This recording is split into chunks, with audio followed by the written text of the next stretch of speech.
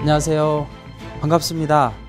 이번 시간에는 재림주님은 구름 타고 오시는가에 대해서 알아보기로 하겠습니다. 모든 종교는 이 땅에 구세주가 와서 이상세계를 이룰 것으로 고대하고 있습니다. 불교는 미륵이 와서 용화세계를 이루고, 유교는 진인이 와서 대동세계를 이루며, 정감록에서는 정도령이 와서 천년왕국을 이루며, 민족 종교에서는 도주가 와서 지상 성경을 이루고, 기독교에서는 재림주님이 와서 하나님의 나라를 건설할 것으로 고대하고 있는 것입니다. 이렇게 종교마다 구세주의 이름은 다르지만 재림주님이 오실 것을 믿고 있는 것입니다. 그렇다면 재림주님이 오신다면 어떻게 오시는 것일까요? 성서의 많은 부분을 보면 구름을 타고 오시는 것으로 기록되어 있는 성구를 발견할 수가 있습니다.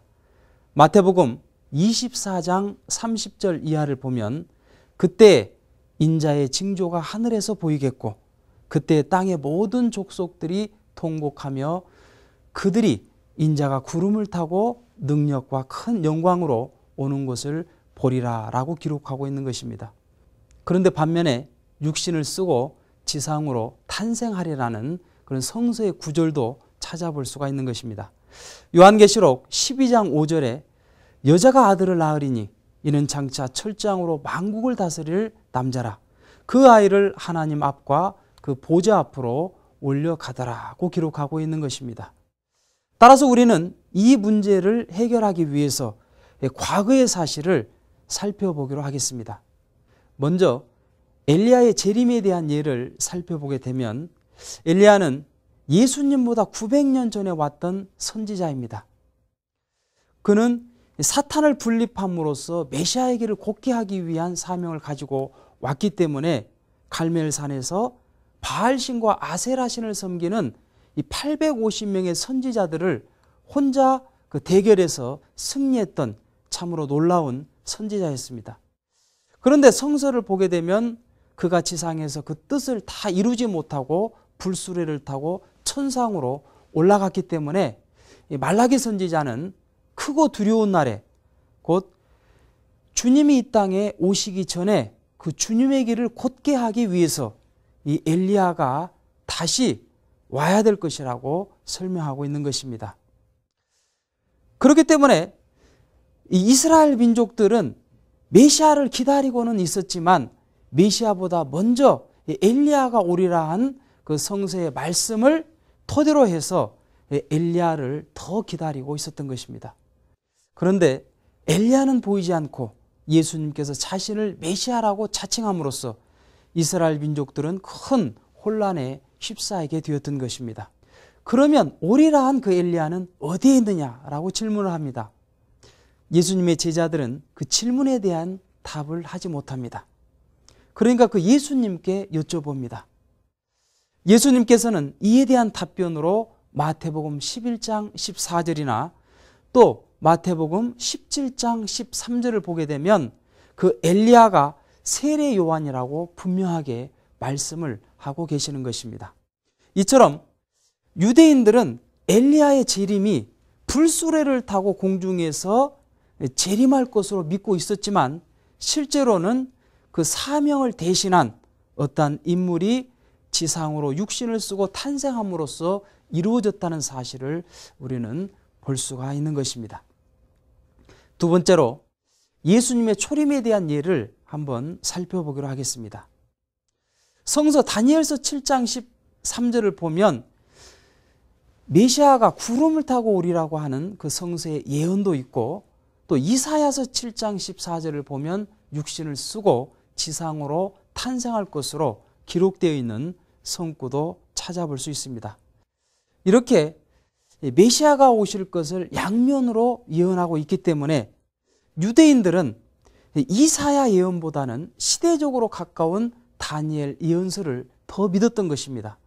그러나 실제는 유대인의 기대와는 달리 예수님께서는 공중으로 강림하시지 않고 육신을 쓰고 지상으로 탄생하셨다는 것을 알 수가 있는 것입니다. 어떤 학자들은 다니엘의 예언은 재림에 대한 예언이라고 보는 그런 학자들도 있습니다. 그러나 마태복음 11장 13절에 구약의 모든 예언은 요한에서 끝난다고 하는 말씀을 보게 되더라도 우리는 다니엘의 예언이 재림에 대한 예언이 아니라 초림에 대한 예언이라는 것을 알 수가 있는 것입니다. 그럼 다시 재림에 대한 예언으로 돌아가서 역시 이 재림에 대한 예언도 구름을 타고 오시리라는 것과 그리고 육신을 쓰고 오시리라는 이 양면으로 예언되어 있다는 것을 보게 될 때 우리는 과거의 사실을 놓고 보았을 때 예수님의 재림은 지상 탄생으로 이루어질 것이라는 것을 알 수 있게 되는 것입니다. 그렇다면 예수님께서 지상으로 다시 탄생하시는 그 목적은 무엇일까요? 그것은 먼저 하나님의 창조 목적을 완성하기 위해서인 것입니다. 이미 창조 원리에서 밝힌 바와 같이 하나님의 창조 목적은 지상에서 육신을 쓰고 인간이 3대 축복을 이룸으로써 가능한 것입니다. 그렇기 때문에 재림 메시아도 지상에 육신을 쓰고 오심으로써 그 창조 목적을 이루지 않으면 아니 되기 때문에 육신을 쓰고 이 땅에 오시게 되는 것입니다. 두 번째로는 영육 구원의 완성을 위해서 육신을 쓰고 이 지상으로 오시게 되는 것입니다. 아담 해와가 타락됨으로써 영육, 양면의 타락을 하였기 때문에 예수님께서는 이 땅에 오셔가지고 영육 구원의 완성을 통해서 영원한 지상천국을 이루시려고 하셨던 것입니다. 그런데 유대인들이 예수님을 믿지 못하고 십자가에 달리게 함으로써 영적으로는 구원의 기대를 이루었지만 육적으로는 그 구원의 기대를 완성하지 못함으로써 끊임없이 육신적으로는 사탄이 침범하게 되었던 것입니다. 따라서 재림 메시아께서는 이 영육 구원의 완성을 위해서라도 이 땅에 육신을 쓰고 지상으로 탄생하셔야만 되는 것입니다. 그렇다면 예수님께서는 왜 구름을 타고 오신다고 말씀하셨을까요? 그것은 적그리스도의 미혹을 막기 위해서입니다. 만일 예수님께서 육신을 쓰고 지상으로 탄생하신다고 말씀하셨다면 수많은 사람들이 자신을 메시아라고 자칭함으로써 세상은 큰 혼란에 빠질 수도 있다는 것을 아셨기 때문에 어느 때가 될 때까지는 예수님께서 구름 타고 오신다고 함으로써 그 적그리스도의 미혹을 방지하기 위해서였던 것입니다. 두 번째로는 어려운 신앙 노정의 성도들을 격려하시기 위해서였습니다. 마태복음 10장 23절을 보면 예수님께서는 제자들에게 이스라엘의 모든 동리를 다 다니지 못해서 구름을 타고 인자가 올 것이라고도 말씀하셨고 또 마태복음 16장 28절에 그 제자들에게 죽기 전에 인자가 그 왕권을 가지고 오는 것을 볼 자들도 있다고 말씀을 해주셨던 것입니다. 따라서 제자들은 이 말씀을 굳게 믿고 그 죽음을 무릅쓰면서까지도 그 신앙길을 걸어갔기 때문에 오늘날의 세계적인 기독교가 생길 수가 있었던 것입니다. 실상 예수님께서 말씀하신 구름이란 히브리서 12장 1절에 나오는 것처럼 그 마음이 하늘을 향하는 독실한 성도들을 비유한 것입니다. 그렇기 때문에 누가복음 17장 37절에 제자들이 예수님께 재림하실 곳을 물었을 때 예수님은 죽음 있는 곳에 독수리가 모인다고 대답하신 말씀의 본뜻도 독실한 성도들이 모이는 곳으로 오시겠다는 의미인 것입니다. 그래서 항상 깨어서 기도하라고 하셨고 데살로니가전서 5장 2절에는 깨어있는 자에게는 그날이 도적같이 임하지 못하리라고 말씀하셨던 것입니다. 한국말에도 사람들이 모였을 때 구름대처럼 모여든다고 하지 않습니까?